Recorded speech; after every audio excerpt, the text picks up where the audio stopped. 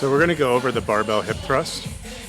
Now, when it comes to hip thrust, the reason that we put this in is mainly to get stronger glutes.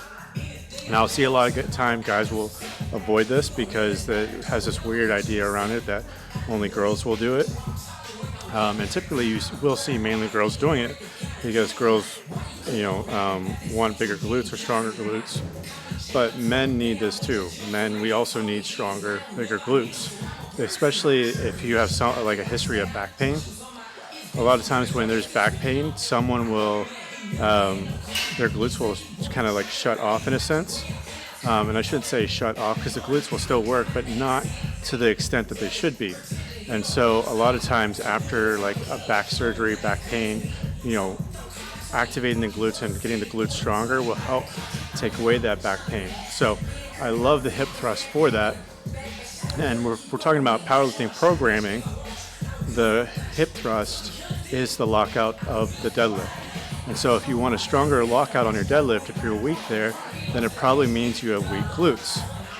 For girls, we should be getting 2+ plates on the bar. For guys, we should be getting 4+ plates on the bar and being able to do that for reps. That's not a one size fits all, but from what I've seen, that's a pretty good standard to live by. Now, when we're doing the motion, it's going to get a little awkward to get into. We're kind of sliding our back onto a bench or a box, depending on like what you have available to you. But you want it to be somewhat comfy so that you're not worrying about your back hurting during the motion. You want to get your feet close to you, as close as you can, with the ability to still get power up in that motion. We don't want to be so far or so close that all we feel is our hamstrings or our back. Some people will even feel their calves. We want to feel it in our butt. Now, if you can't feel it in your butt, try holding your warm-up reps at the top for a couple seconds and really trying to focus on squeezing your glutes and then going back through. Once we get those glutes turned on, it's hard not to feel it in this glute bridge. So the feet are going in the most powerful position.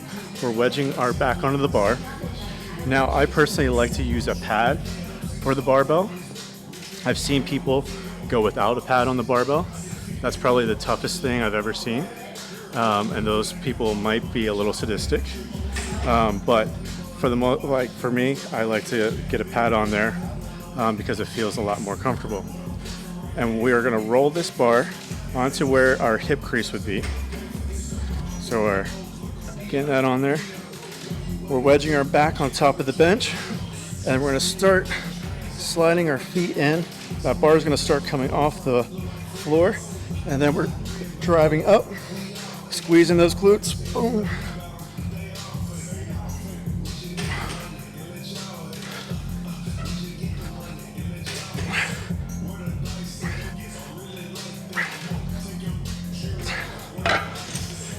And that is the barbell hip thrust.